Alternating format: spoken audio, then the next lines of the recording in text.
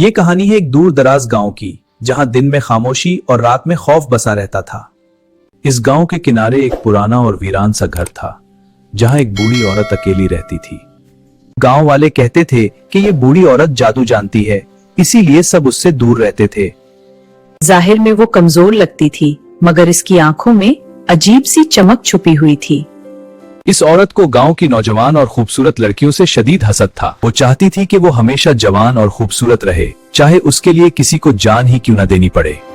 जब रात गहरी हो जाती और पूरा गांव सो जाता, तब उसका काला जादू शुरू होता। वो मंत्र पढ़ती और एक नौजवान लड़की की खूबसूरती आहिस्ता आहिस्ता छीन लेती। अगली सुबह वो लड़की अचानक बीमार नजर आती, उसका चेहरा बेरौनक हो जाता। चंद दिनों में वो मासूम लड़की इस दुनिया से चली जाती। और उसी वक्त वो बूढ़ी औरत पहले से ज्यादा जवान दिखाई देने लगती है। गांव में खौफ फैल गया। माई अपनी बेटियों को बाहर निकलने से रोकने लगे। बेटी बाहर मत निकलो, बहुत खतरा है। लेकिन अम्मी क्यों? सबको शक था, मगर किसी के पास सच साबित करने का कोई सबूत नहीं था।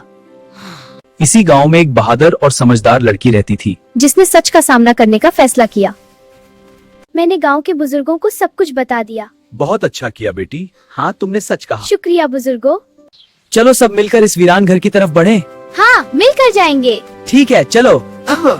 दरवाजा खोला गया तो अंदर जादू की चीजें, शीशे और मंत्र की किताबें मौजूद थीं। इसी लम्हे उस बूढ़ी औरत का जादू टूट गया। हुई खूबसूरती वापस चली गई और वो एक लम्हे में बहुत बूढ़ी हो गई। बूढ़ी औरत वो जमीन पर गिरी और हमेशा के लिए खामोश हो गई। इस दिन के बाद गांव में सुकून लौट आया।